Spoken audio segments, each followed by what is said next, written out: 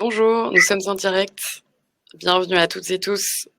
Bienvenue au live meeting de l'ARIS, l'Agence régionale des investissements stratégiques. Donc, un live organisé par l'ITA.co, plateforme d'investissement responsable.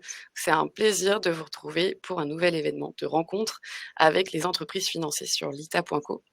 Je me présente, je suis Émilie Brosseau, animatrice de levée de fonds chez l'ITA, et on a le plaisir aujourd'hui d'être avec Romain Fonade, Benjamin Pessac et Pierre-Arnaud Régini, l'équipe dirigeante de l'ARIS. Merci beaucoup d'être avec nous. Merci de votre écoute et bonjour à toutes et tous. On est ravis de vous recevoir aujourd'hui avec les potentiels investisseurs de votre levée de fonds.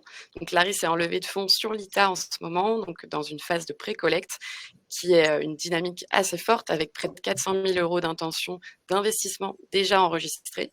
Donc ça promet une ouverture des souscriptions prochaines et un engouement assez fort du coup dans les prochaines semaines.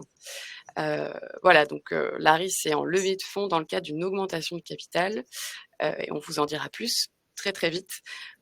Je vous laisse le temps peut-être de vous connecter. N'hésitez pas à nous dire bonjour dans le chat. Voilà, à nous dire peut-être d'où vous vous connectez, de quelle région.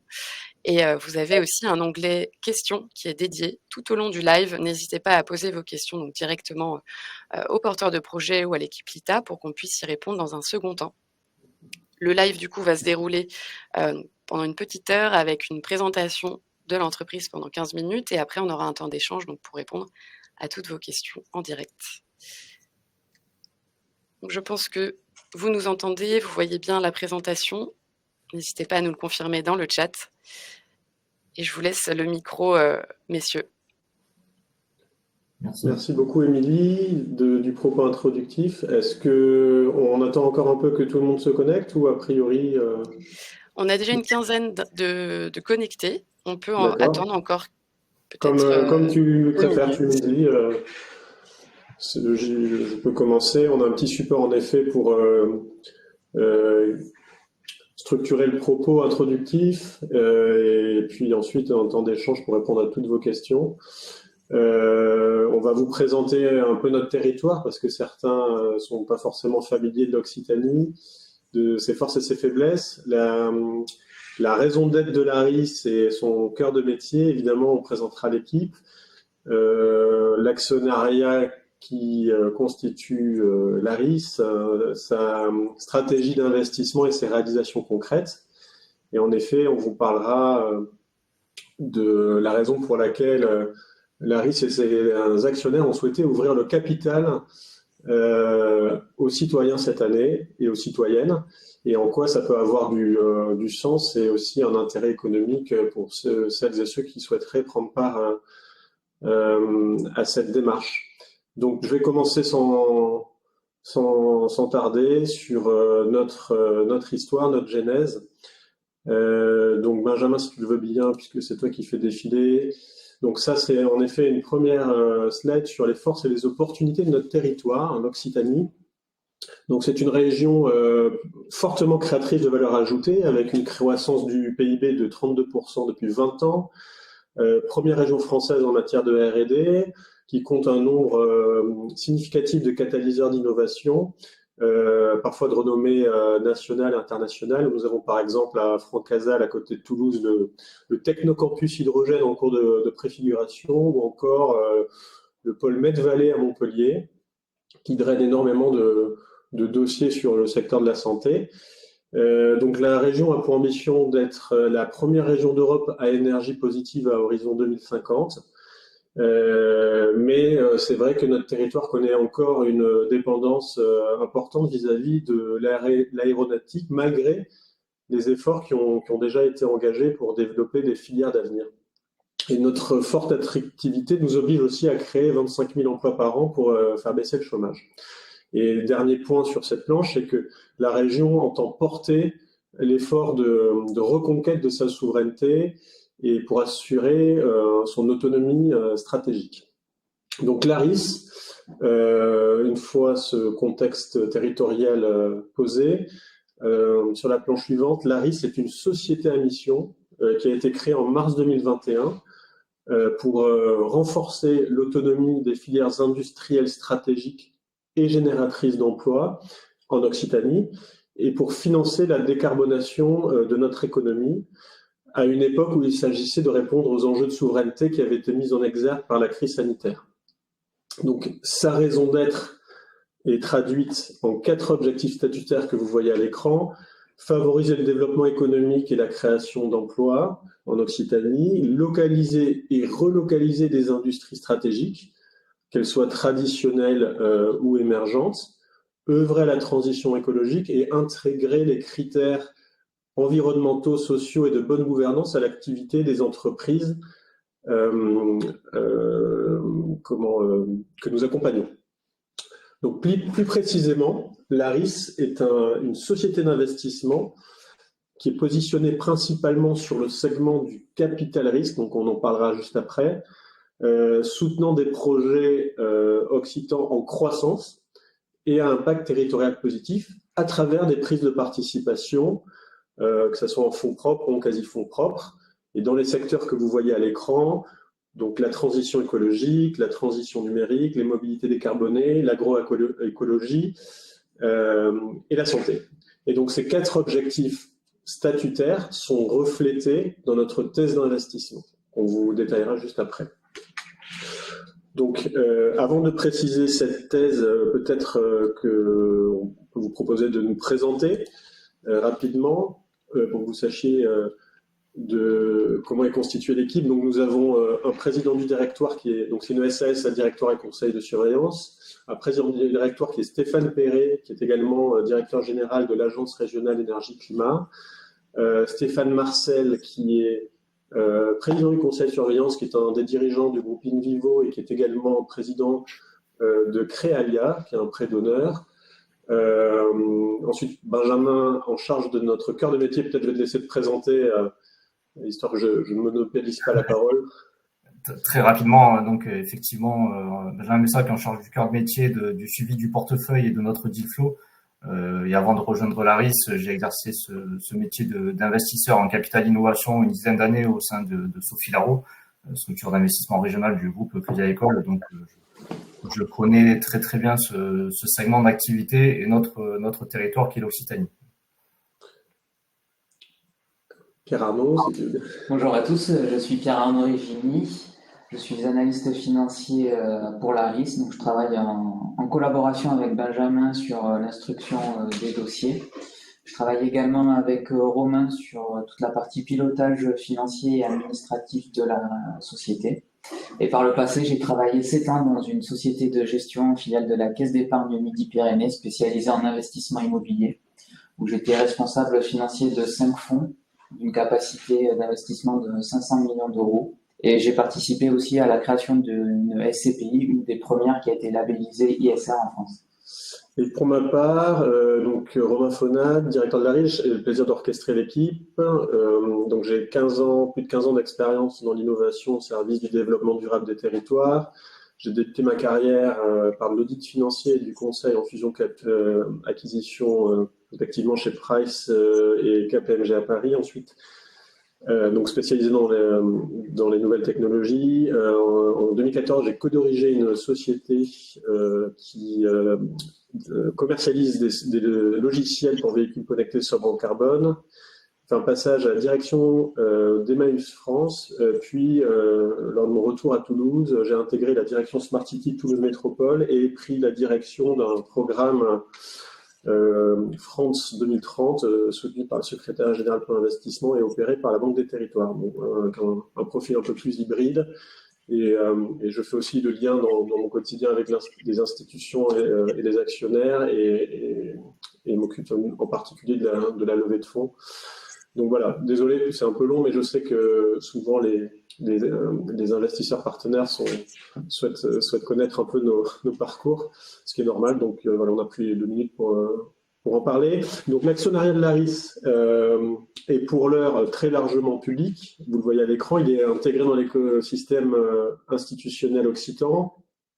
Il est donc constitué de la région Occitanie, de la Banque des Territoires, des 3 autres agences thématiques, donc l'agence régionale aménagement construction, l'agence régionale énergie climat et l'agence de développement économique.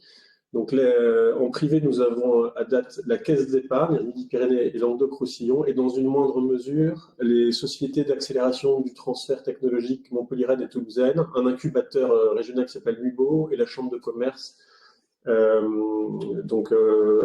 Donc, ce qui est important de comprendre, mais bon, c'est assez similaire avec d'autres dispositifs d'investissement, c'est que les choix d'investissement sont encadrés par un processus de décision qui est robuste, puisque une fois les dossiers sourcés, un comité d'éligibilité vise à les préqualifier, c'est-à-dire à vérifier leur conformité avec notre thèse d'investissement, évaluer aussi leur caractère stratégique. Une fois ce comité ayant prévalidé les dossiers, s'ensuit une instruction détaillée, technique, juridique, aussi parfois sur le volet de la propriété intellectuelle, au terme de laquelle on saisit un comité technique d'engagement qui formule un avis sur les modalités d'intervention de la RIS après ces instructions détaillées. Et enfin, c'est le directoire qui est saisi dans la foulée et qui va voter l'engagement des dossiers. Et enfin, on finalise la documentation juridique et on close le deal. Donc, pour vous donner un ordre d'idée, il peut s'écouler en moyenne 2 mois entre le comité d'éligibilité et puis la signature. Mais nous sommes adaptables, hein, nous savons faire plus vite. Parfois, c'est plus long parce que les conditions ne sont pas réunies, notamment la présence des co-investisseurs, on en parlera juste après dans notre thèse. Mais donc voilà, et donc ces comités sont planifiés à l'année.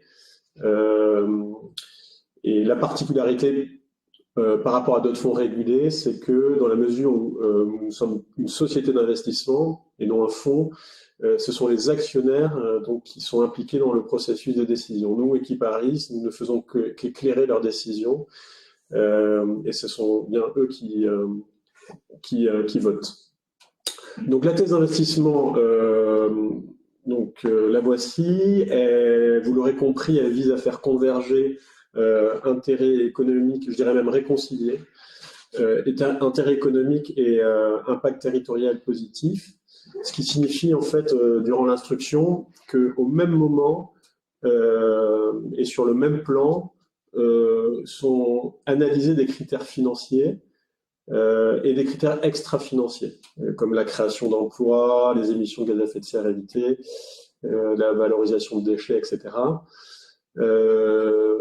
Et en fait, il s'agit en effet de pérenniser aussi ce modèle économique et ce système global pour permettre une rotation des fonds, généralement au terme d'une durée d'investissement de 5 ans, au bénéfice de nouvelles entreprises du territoire. Donc nous ne sommes pas un hedge fund, mais pour autant, nous veillons à ce qu'il y ait un bon équilibre entre l'extra-financier et le financier et qu'il y ait des perspectives de retour sur investissement qui soient nécessaires en fait. Donc l'ARIS intervient principalement sur le segment du capital risque, c'est-à-dire, pour ceux qui ne seraient pas familiers de ces termes, dans des entreprises, alors bien sûr en croissance, mais avec un faible historique de rentabilité. Et en général, nous finançons les efforts de commercialisation ou le produit, mais dans une perspective de mise sur le marché imminente. Donc on n'est pas sur ce qu'on appelle du capital amorçage, sur des sociétés en création. On est sur l'étape d'après. Donc ce sont des entreprises qui peuvent avoir du chiffre d'affaires, pas forcément, mais en tout cas on est sur des produits qui sont à minima des protos à l'échelle, et la RIS n'a pas vocation à financer la recherche. Donc la RIS intervient en co-investissement avec d'autres fonds régionaux généralistes et des fonds nationaux thématisés, et avec des tickets d'intervention compris jusqu'à 1,2 million d'euros, que cela soit en capital ou en obligations convertibles en actions. Donc il y a un élément de dette qui peut se transformer en action. Et donc en fait on est sur des tours de table pour vous donner un ordre d'idée. C'est variable bien évidemment, mais en fonds propres qui peuvent être par exemple de l'ordre de 5 millions d'euros avec les co-investisseurs auxquels s'ajoute la dette. Donc on est parfois sur des opérations souvent de plus de 10 millions d'euros. Et voilà. Et enfin nous participons à la gouvernance des entreprises autant que faire se peut, et accompagnons le rayonnement de nos participations, avec un rôle aussi qui est particulier, c'est celui que n'amènent pas forcément nos confrères, c'est celui de facilitateur. C'est-à-dire que l'ARIS accompagne de manière bienveillante ces entreprises-là et crée des ponts. Quand il y a un no-go, on redirige vers des guichets. On peut aussi créer des liens avec des agences thématiques. On s'efforce d'accompagner les entreprises, qu'elles puissent saisir l'outil ou pas, de la meilleure des manières possibles. Voilà. Donc, généralement, les entreprises ainsi que nos confrères aiment bien voir l'ARIS parmi le paysage actionnarial de ces entreprises-là. Et on a la chance de jouir, on est une petite société qui a finalement un historique pas si grand que ça, mais on jouit d'une très belle notoriété en région.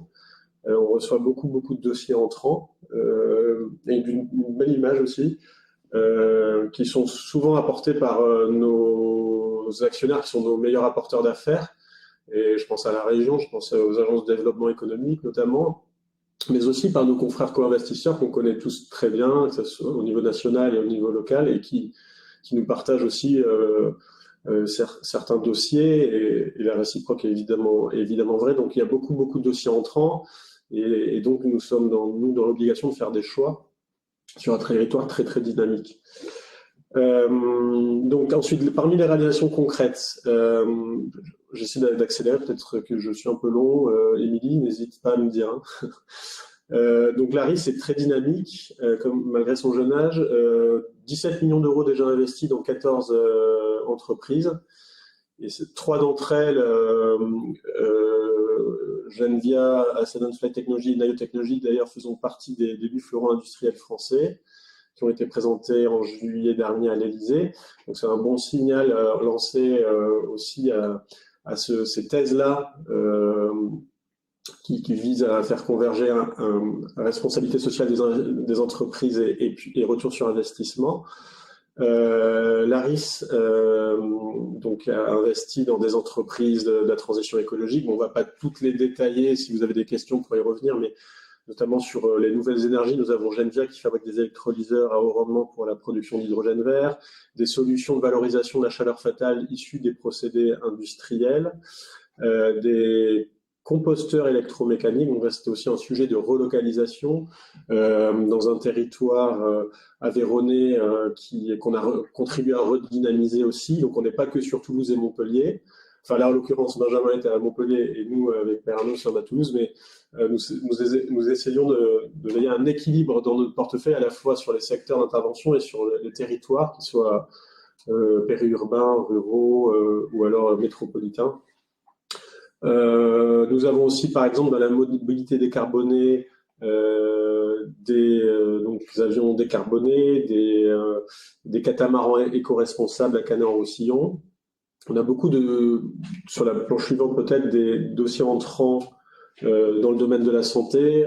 Et on peut citer par exemple Ipsophène, qui est une participation récente, qui développe et exploite, enfin qui va développer et exploiter une unité de production du principe actif du paracétamol. Donc ça, c'est par exemple un investissement emblématique de ce que l'ARIS est capable de faire. Donc voilà un procédé qui se faisait de manière polluante en Asie, qu'on est capable de contribuer à relocaliser en France, enfin en Europe, en France et en particulier en Occitanie, avec un procédé beaucoup plus efficient et respectueux de l'environnement. Donc voilà aussi sur les sujets sur lesquels on est capable d'aller.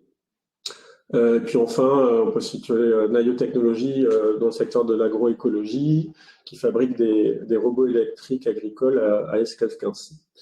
Donc cette année, la région, en lien avec l'ensemble de ses actionnaires, souhaite ouvrir le capital de l'ARIS aux personnes privées. Donc c'est un choix stratégique. C'est pas guidé à court terme par l'augmentation de ses besoins en financement. C'est vraiment un choix stratégique de raconter cette histoire avec nos citoyens et nos citoyennes, et aussi avec notre tissu économique local. Parce que, pour l'heure, c'est vraiment un actionnariat très largement public qui a contribué à impulser cette dynamique. Et là, l'idée, c'est vraiment de pouvoir associer nos acteurs locaux, nos citoyennes, parce que ça a du sens d'engager nos entreprises en faveur de la résilience des filières industrielles stratégiques sur lesquelles ils peuvent être acteurs. Et ça a du sens aussi de proposer aux citoyens et aux citoyennes d'orienter leurs épargnes vers des projets porteurs et à impact positif. Donc, la levée visée en 2023 est de l'ordre de 4,4 millions d'euros. Donc, il y a 3,7 millions d'euros de privés, donc, qui sont décomposés entre 3 millions d'euros d'entreprises qui ont déjà formulé des intentions d'investissement. Donc, on a déjà 3 millions d'euros de LOI des entreprises. On a un objectif, vous l'avez vu sur la plateforme LITA, de 700 000. Et le reste, ce sont des historiques qui nous suivent encore sur 2023. Donc, ces 4,4 millions d'euros viendront s'ajouter à une capacité d'investissement actuelle qui est de l'ordre de 32 millions d'euros et qui est constituée de 4 millions d'euros de capital et de 28 millions d'euros de compte courant d'associés, principalement apportés par la région. Et qui vont... voilà. Donc, l'objectif de l'ARI, c'est d'investir 500 millions d'euros. Alors, désolé, on parle beaucoup de chiffres, mais bon, c'est important que vous puissiez avoir un ordre d'idée. Donc, l'ARIS a pour objectif d'investir 50 millions d'euros à horizon 2030. Et donc, ça sera permis aussi par la vente de nos participations dès 2027. Et ce qu'on propose aux citoyens et aux citoyennes et aux entreprises qui veulent rejoindre l'aventure, alors les citoyens et les citoyennes, on a voulu que ça passe par l'ITA, hein, c'est nous qui avons choisi cette plateforme, parce que c'est l'expert du financement participatif durable, et de la même manière, les entreprises, on les a choisies aussi. C'est-à-dire qu'il faut vraiment qu'il y ait un alignement de philosophie, donc c'est important pour nous de constituer un actionnariat qui soit tourné vers le même objectif. Et donc voilà, c'est une démarche qui est proactive de la part de l'ARIS et de ses actionnaires. De dire aussi que on va vous parler des avantages extra-financiers, entre guillemets, que nous voyons à vous associer à l'aventure, mais l'idée, c'est aussi de vous proposer un retour sur investissement. Nous-mêmes avons des thèses qui font converger les deux. Non, tu peux revenir en arrière, Benjamin. J'ai un peu digressé. Et donc, l'idée aussi, c'est qu'on a travaillé un mécanique de distribution préférentielle de dividendes à travers des actions de préférence pour ceux qui nous rejoignent, de telle sorte à ce que vous puissiez avoir un TRI de 8%. Ça, c'est important pour nous. Nous, on a suffisamment d'assurance là-dessus parce que notre business plan audité par KPMG fait état d'un TRI de 11. Donc, on est à l'aise là-dessus. Et nos historiques, actionnaires historiques, évidemment, encouragent ça parce qu'on veut aussi vous permettre à la fois de pouvoir contribuer, et c'est ce que illustre cette boucle vertueuse à l'écran, à la fois contribuer à la décarbonation du territoire, mais aussi à profiter d'un retour sur investissement à travers l'outil ARIS. Voilà. Donc, il reste 2 plans, je crois. Tiens, écoute, je vais donner la main à Pierre Arnaud, comme ça j'arrêterai de monopoliser la parole. Peut-être sur les conditions de la levée, et puis pour terminer, les raisons d'investir que nous avons identifiées. Puis après, on se fera un plaisir de répondre à vos questions. Oui, donc nous vous proposons d'investir dans l'ARIS par l'intermédiaire d'une holding qui sera créée pour l'occasion. Le ticket d'entrée minimum est de 100 euros. Donc cela laisse la place au plus grand nombre de participer à cette aventure. L'avantage principal que nous vous proposons est de bénéficier d'actions de préférence lors du versement des dividendes à venir, qui vous permettra de satisfaire un TRI de 8% minimum. Et c'est un produit qui n'est pas éligible au mécanisme de défiscalisation de l'impôt sur le revenu, mais il peut faire partie d'un PEA. Donc après, par rapport Oui, ce que je disais, c'est que c'était une opportunité unique. Je ne crois pas que ça ait été fait ailleurs sur ces thématiques, mais Émilie me confirmera, de prendre part en tant qu'actionnaire de l'ARIS aux investissements stratégiques d'une région. et aux côtés Oui, tout à d'investisseurs fait. institutionnels et financiers. Oui, pardon, Émilie. Non, c'est vrai, c'est tout à fait ça. En fait, c'est vrai que, du coup, généralement, on présente les conditions d'investissement, de notre côté, mais très bien si vous les présentez. C'est tout à fait ça, en fait, c'est assez nouveau, hein, sur l'ITA. C'est tout nouveau d'ailleurs, c'est la première fois qu'on finance une société d'investissement sur l'ITA et en plus de ça, il s'agit de manière globale du premier outil de financement régional qui est dédié à la région et qui est ouvert aux citoyens, aux particuliers. Donc ce qui veut dire que toute personne peut investir, donc là via l'ITA, à partir de 100 € dans l'ARIS, aux côtés d'investisseurs stratégiques et institutionnels de la région Occitanie et tout en bénéficiant d'un rendement intéressant. Oui, c'est vraiment un fort engagement parce que ça vous permet effectivement de contribuer aux transitions écologiques et économiques d'un territoire et aussi à la structuration de filières stratégiques et génératrices d'emplois, d'abonder un dispositif souverain, un fonds souverain, même si nous on n'est pas vraiment un fonds, mais dont le modèle est réplicable à l'échelle nationale, parce qu'effectivement c'est local, mais en fait nous on ne met pas en opposition souveraineté et la possibilité d'accompagner des futurs champions nationaux, voire européens. Hein, la souveraineté, c'est un mot qui est souvent galvaudé. C'est pas de l'autarcisme, c'est l'idée de développer les activités stratégiques dont la France, et en particulier la région, a besoin pour faire face en fait aux défis climatiques et économiques de demain dans un contexte que vous connaissez qui est compliqué. Donc d'ailleurs, on est content, nous, de cette appétence autour de l'outil. Hein. C'est pas pour s'en enorgueillir, mais c'est vrai que c'est un contexte compliqué où les levées de fonds sont en recul. La géopolitique crispe un petit peu aussi les acteurs et un impact sur leurs économies. Euh, L'inflation est galopante. Enfin, on est dans un contexte qui est pas l'idéal pour lever des fonds. Malgré tout, on est au-delà de nos objectifs qu'on s'était fixés. Donc, nous, on est très satisfait de cette dynamique-là. Donc, ce qui veut probablement dire que ce qu'on raconte a un peu de sens. Et donc, ça nous donne beaucoup de motivation et nous conforte dans notre choix d'aller dans ce sens-là. Euh, donc voilà, après je pense on a un peu tout dit, hein. Les avantages financiers on les a évoqués.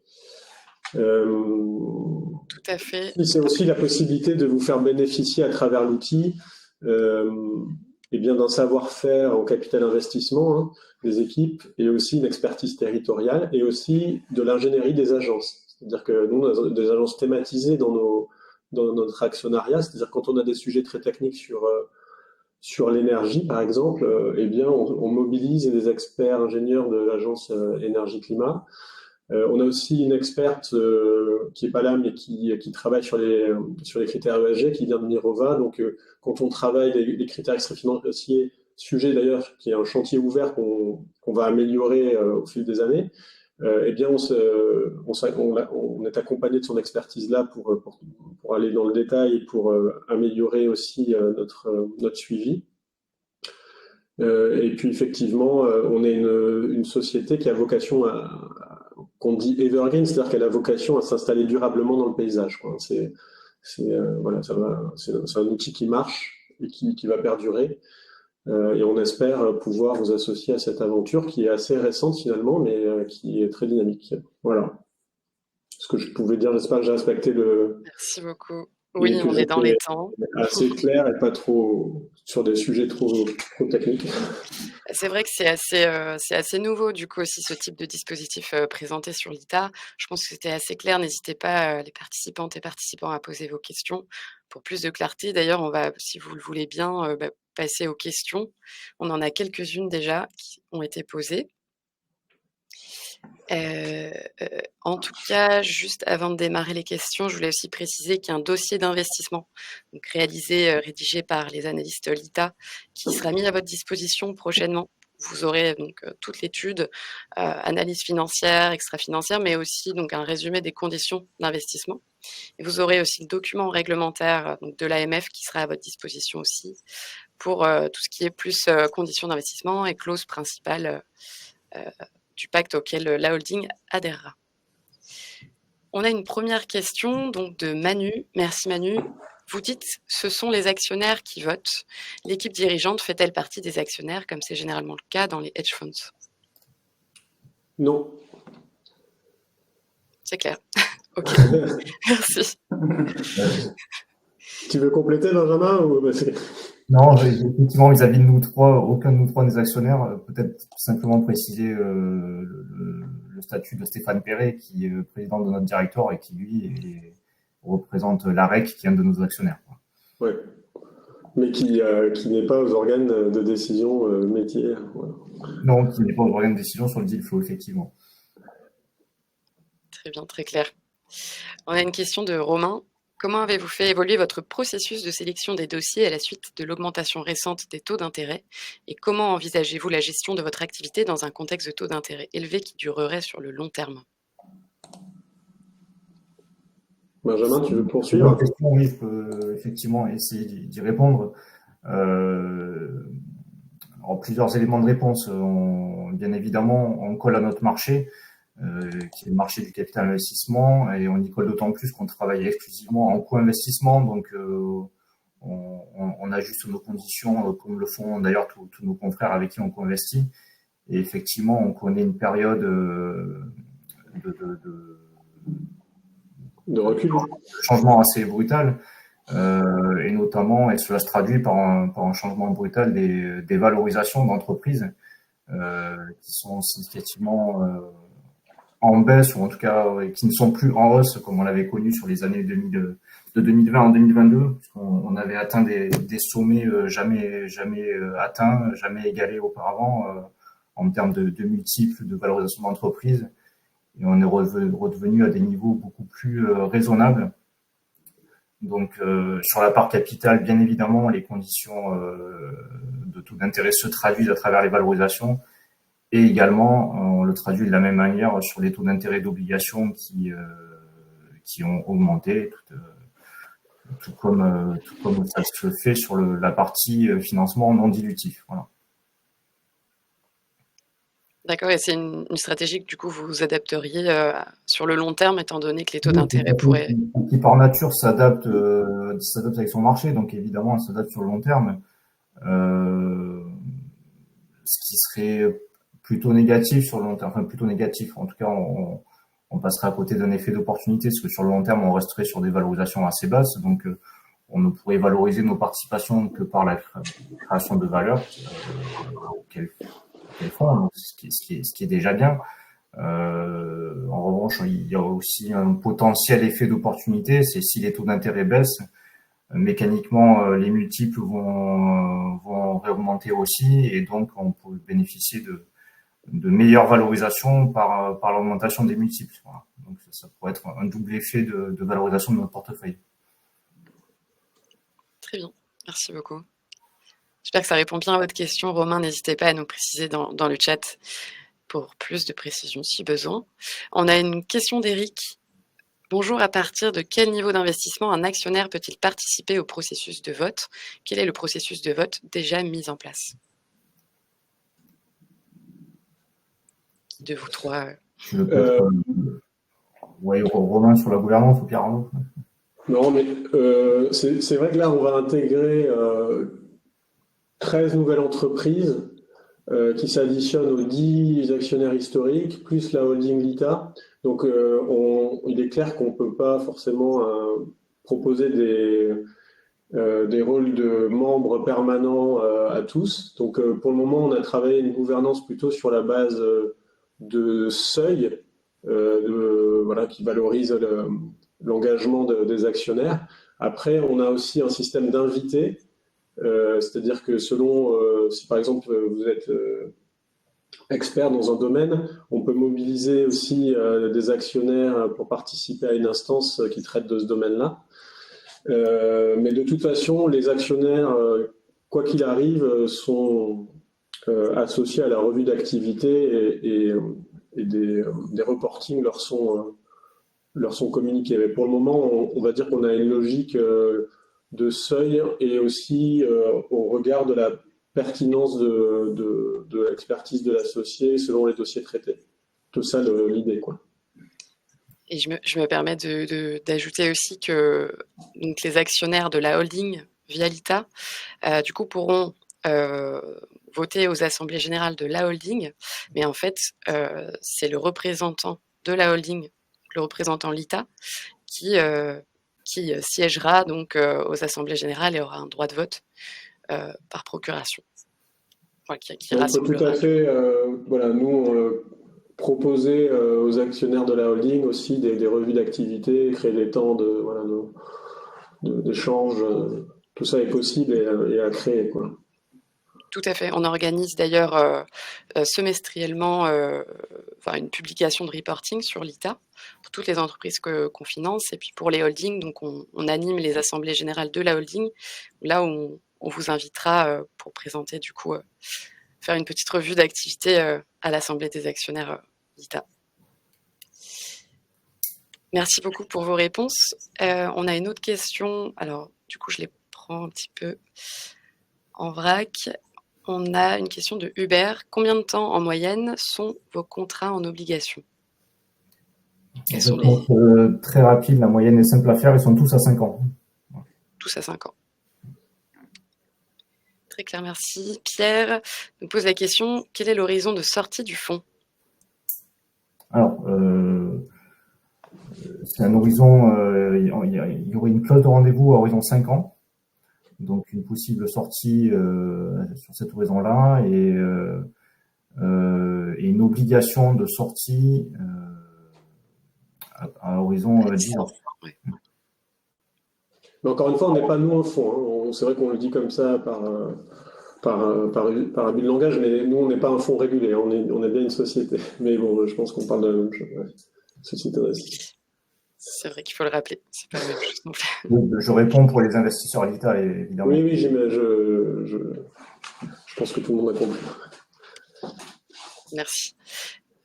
On a une question qui a été votée plusieurs fois, donc une question de Bernard.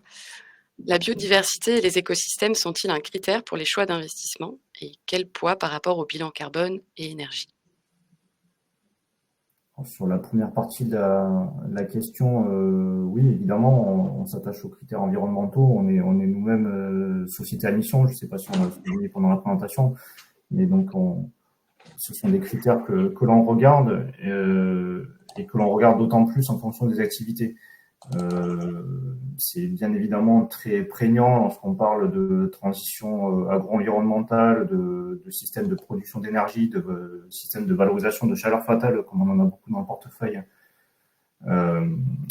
et de mobilité décarbonée, notamment d'aéronautique décarbonée, puisqu'on a de participation sur cette thématique-là. C'est des critères qui sont moins primaires lorsqu'on parle d'investissement dans la santé, par exemple. Bien que on a un contre-exemple, Romain citait Ipsophène, qui est la production de paracétamol. Là, c'est un procédé qu'on arrive à réimplanter en Europe parce que le procédé est plus efficient. Et donc, il y a moins de rejets, donc il est moins polluant et il consomme moins de matières premières, donc il est moins coûteux aussi. Donc, c'est un procédé qui est économiquement et environnementalement rentable et intelligent pour implanter sur notre territoire. Mais voilà, vous comprenez que évidemment le critère environnemental est un critère pour tous nos choix d'investissement et en fonction de l'activité, il est plus ou moins pondéré évidemment. Très bien, et c'est vrai. Du coup, ça me fait penser aussi que vous avez un critère de sélection des dossiers qui est très strict, qui a plusieurs niveaux, et que il se peut souvent qu'il y ait des entreprises qui ne soient pas validées par certains comités, notamment en raison de certains critères peut-être à ce niveau-là. Ah oui, totalement. Comme je le disais dans la présentation, c'est regarder au même plan. Donc après, il y a quand même une nuance, c'est qu'il faut aussi bien avoir en tête qu'on accompagne des entreprises qui sont souvent peu matures, donc qui se constituent et qu'on accompagne aussi dans le suivi des critères ESG. C'est-à-dire que elles sont pas forcément rompues à l'exercice. Elles sont sensibilisées à minima, mais nous aussi, on a le rôle d'accompagnement grâce notamment à des instances. On met aussi en place dans nos documents juridiques une clause dédié au suivi des critères ESG. C'est inscrit dans la documentation juridique au même titre qu'on met une clause de territorialité. Et donc, il y a aussi la nécessité d'accompagner. C'est-à-dire qu'on n'est pas forcément sur des entreprises de grande taille qui ont trouvé leur marché, donc qui sont des petites startups qui n'ont pas encore les ressources nécessaires pour suivre tout ça de la meilleure des manières. C'est pour ça que nous, on a un expert dédié et on essaie aussi de mettre en place des instances annuelles, biannuelles avec les entreprises. Et on leur demande des comptes, hein. Et on les aide, mais on leur demande des comptes aussi pour suivre tous ces critères-là. Mais c'est quelque chose qu'on va travailler, qu'on va améliorer. On n'estime pas être encore. Euh, euh, on n'a pas abouti encore au chantier qu'on voudrait développer. On est encore en progression là-dessus, mais on a beaucoup travaillé, notamment avec notre organisme tiers indépendant, sur des axes d'amélioration, sur des critères nouveaux à mettre en œuvre. Mais ça demande un peu de temps de mise en œuvre et surtout de suivi.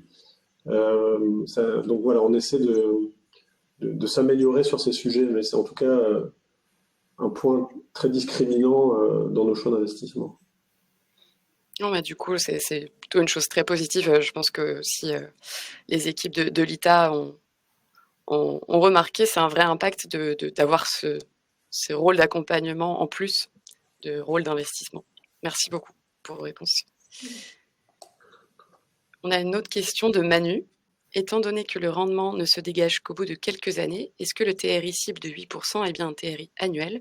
Je suis bien conscient que ce ne peut être qu'une cible, mais je préférais ne pas découvrir a posteriori que c'était une cible sur 5 ans. Oui, je vais répondre également. Je pense que je vais répondre également à Jean-Paul au-dessus qui est en lien avec ça. Déjà sur la première question, oui, on est bien sur un TRI annuel de 8%, donc 8% à compter de l'investissement en ITA. Hein, donc il n'y a pas de. Et pour être plus précis, c'est un dividende prioritaire qui sera garanti. Donc c'est le 8% et non pas notre cible à nous. Notre cible, elle est bien au-dessus. Là, on parle uniquement de la part garantie à travers le mécanisme d'action de préférence. Voilà. Donc c'est pour ça que je vais répondre en même temps à la question du dessus. Le dividende garanti de 8%, il est garanti si tant est qu'on ait du résultat distribuable. Et effectivement, l'ARIS, c'est un business model de fonds d'investissement. L'ARIS a été créé en 2021. La majeure partie de nos participations en portefeuille aujourd'hui ont été investies en 2022. C'est-à-dire qu'on anticipe des premières externalisations de plus-value à horizon 2027-2028 et donc des premiers résultats distribuables à cet horizon-là. Voilà. Des premiers résultats distribuables à des niveaux suffisamment importants pour pouvoir servir justement ces 8% annuels dès 2028 aux détenteurs d'actions de préférence. Et je rajouterai qu'il faut savoir qu'on a un mode de financement qui est très atypique aussi. Aujourd'hui, on est en train de lever 4 millions d'euros. On a déjà 4 millions d'euros de capital social. Pour autant, on envisage d'investir 50 millions à horizon 2030. Et comment on arrive à investir autant avec si peu de capital social? C'est par le jeu des effets de levier des comptes courants d'associés de nos actionnaires, et notamment de la région et de la Banque des Territoires, qui, eux, sont rémunérés à taux fixe et à taux nettement inférieur à 8%. Ce qui permet aux actionnaires de l'ARIS d'avoir un effet de levier très, très significatif sur le rendement de notre portefeuille. Voilà. Et les plus-values estimées du coup à horizon, donc 5 ans, c'est-à-dire 2028, c'est, j'imagine, des scénarios assez stressés. Vous avez pris un scénario intermédiaire. Je vais laisser Pierre Arnaud répondre, mais alors déjà, on a fait auditer. C'était pas obligé, hein. On a fait auditer notre business plan par KPMG pour être bien certain que on avait bien fait notre travail et puis ils nous ont aussi corrigé sur certains sujets. Globalement, l'approche est prudentielle. Donc en fait, eux, ils ont donner un avis favorable sur les hypothèses, la méthodologie et les perspectives financières. Donc ils sont engagés là-dessus. Donc oui, c'est une approche qui est prudentielle. On a introduit des dépréciations, alors que ce n'était pas nécessaire au vu de l'ancienneté des participations actuelles. On en a projeté sur le futur de manière aussi très prudente. On n'a pas intégré la fiscalité sur laquelle on travaille. Est-ce qu'on veut passer en statut SCR et on va y passer pour avoir une pression fiscale moindre. On ne l'a pas intégré au BP pour rester prudent. Et tu veux compléter sur l'approche Non, c'est très complet. Voilà, donc oui, c'est un BP. Donc nous, on envoie tous les jours des BP. Donc on sait que les BP, par essence, c'est faux. Hein. Par contre, on a fait en sorte qu'ils soient le moins faux possible. Et c'est pour ça qu'on a voulu le faire auditer et qu'on a voulu aussi prendre des hypothèses prudentes parce que nous, en vous permettant ça, cette souscription à des ADP avec distribution préférentielle, nous, il fallait on puisse aussi présenter à nos actionnaires historiques et qu'on ait cette marge suffisante pour qu'ils soient en phase avec ça. Donc bien sûr qu'on a présenté un BP raisonnable. Merci beaucoup pour vos retours. Mais donc 8%, pour reprendre ce que disait Benjamin, Oui. c'est minimum, mais ça veut, si on surperforme, vous surperformerez aussi. Pour compléter, on a calculé, pour rentrer un petit peu plus dans le détail et compléter, donc notre TRI financeur au global, donc en confondant investisseurs en capital social et apporteurs en compte courant associé, il est de 11%. Alors ça, c'est ce qu'on a calculé sur la base du BP de nos propres participations. Il s'avère que c'est également le TRI de marché des fonds régulés régionaux sur notre segment d'activité. Donc, de ce point de vue-là, on pense être plutôt proche de la réalité. En tout cas, c'est ce qu'on espère. Et avec ce TRI de 11%, on serait en capacité de servir un TRI actionnaire supérieur à 20 par le jeu de l'effet de levier. Voilà. Et oui, là, on est bien sur un TRI net investisseur, c'est-à-dire net des charges, net de l'impôt, net de... Voilà. Très intéressant, merci beaucoup pour ces précisions. On a encore quelques questions. Je vois que Manu aussi en a posé récemment. Je vais poser une autre question de Bernard. Harris et ses investissements ont-ils des retours positifs ou négatifs sur le thème du greenwashing ? Nous, justement, on s'inscrit contre ça. C'est-à-dire, nous, on est justement société à mission et nous, on ne fait pas de greenwashing. On est effectivement sur des sujets de transition écologique. On le monitore. C'est un critère d'investissement. Et justement, en fait, beaucoup de grands groupes aussi sont venus vers nous. On n'a pas forcément accepté, d'ailleurs, parce que ils voient dans un investissement dans l'Harris une possibilité de travailler leur propre marque employeur parce que leurs recrues sont de moins en moins naïves à justement tous ces sujets de greenwashing et que c'est un vrai sujet de pouvoir recruter des potentiels qui sont sensibles à ces sujets. Donc nous on s'estime justement aller contre ce phénomène-là puisqu'on n'est par essence société à mission. Voilà.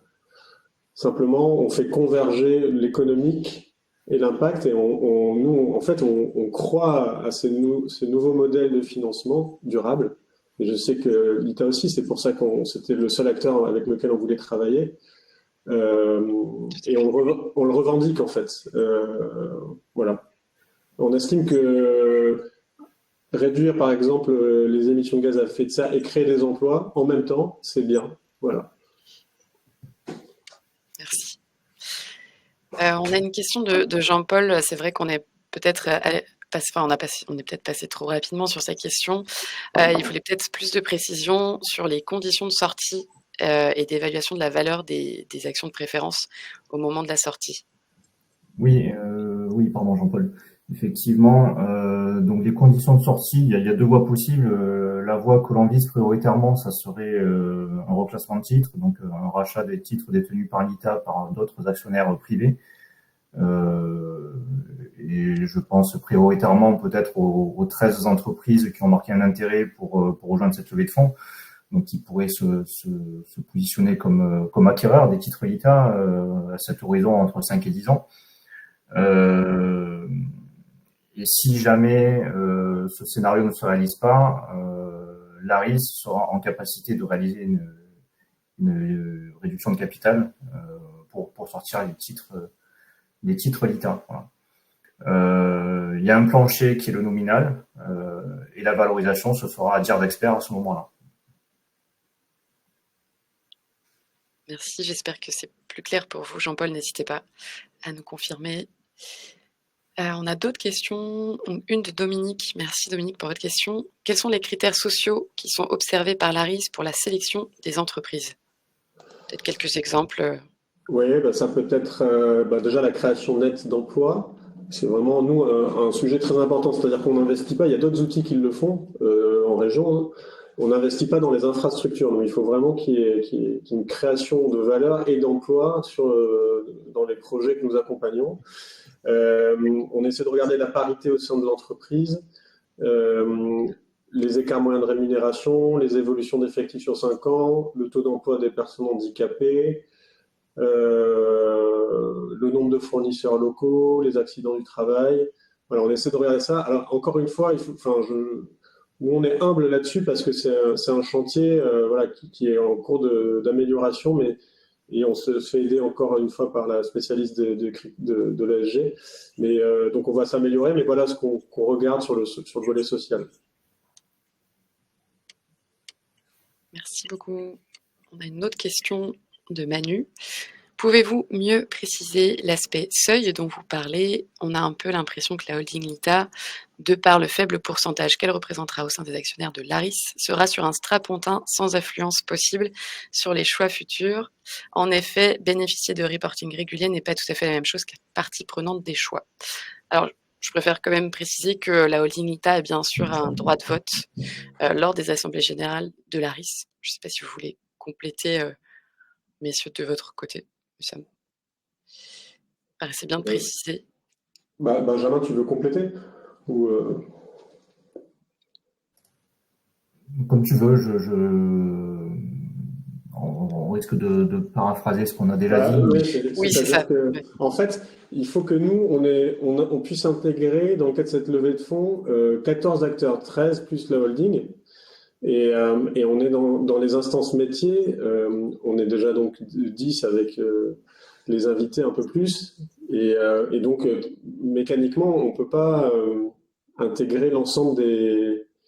Mais par contre, on pourrait réfléchir à inviter un représentant de la holding LITA à certains process de décision. Enfin, tout ça est encore à imaginer.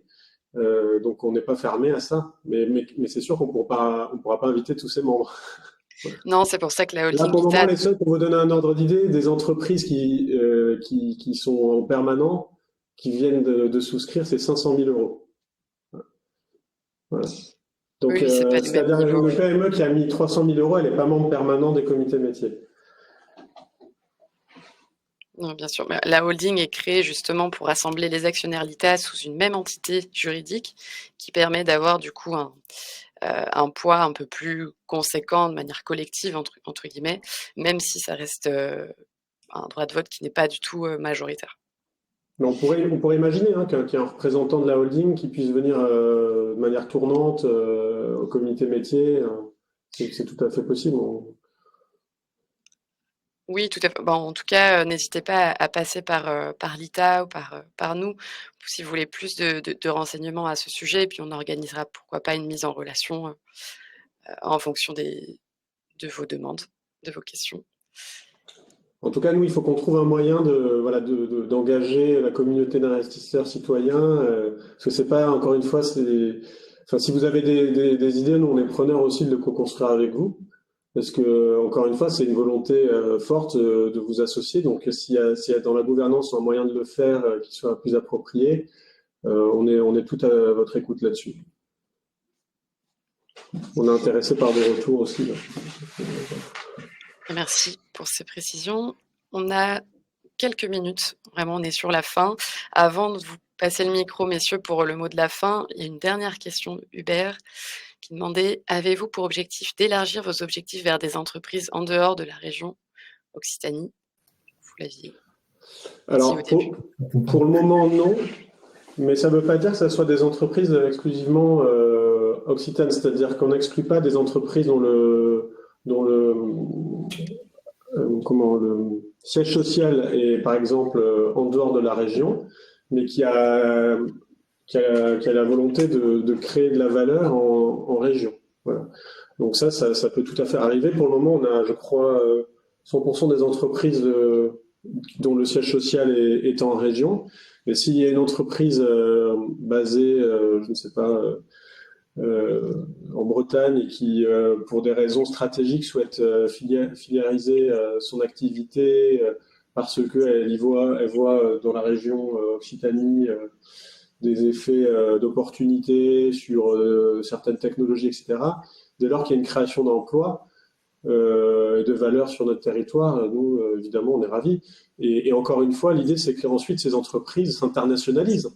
C'est-à-dire que si l'impulsion vient d'ici, puisqu'on est sur des sociétés peu matures encore, nous, notre objectif, c'est qu'elles deviennent internationales, que leur ambition soit portée au-delà de nos frontières. Mais voilà, il faut au moins qu'il y ait de la création de valeur, dans un premier temps, en tout cas, ou en parallèle localement sur le territoire. C'est clair. Merci beaucoup. Merci à tous les trois d'avoir. Avec grand plaisir, j'espère qu'on a pu répondre à peu près bien aux questions. Mais en tout cas, n'hésitez pas par ton intermédiaire, Émilie, si vous en aviez d'autres. Nous, on est vraiment à votre disposition. Voilà. Merci beaucoup, merci à toutes les participantes et participants pour vos questions. Je vous invite à vous référer donc sur la page de la levée de fonds qui est en cours, donc je vous l'ai mis dans le chat pour plus d'informations. N'hésitez pas à réserver votre investissement. Vous aurez accès en priorité au dossier d'analyse et aussi au mail top départ de l'ouverture des souscriptions, sachant que ça risque d'aller assez vite, tant mieux. Et puis merci à tous, on se retrouve bientôt sur l'ITA. Merci beaucoup à tous et à toutes de votre écoute. Merci de l'intérêt pour la démarche et de votre confiance. Et puis à votre écoute si besoin. À bientôt. Merci. Bonne journée à tous et à toutes. Au revoir. Au revoir.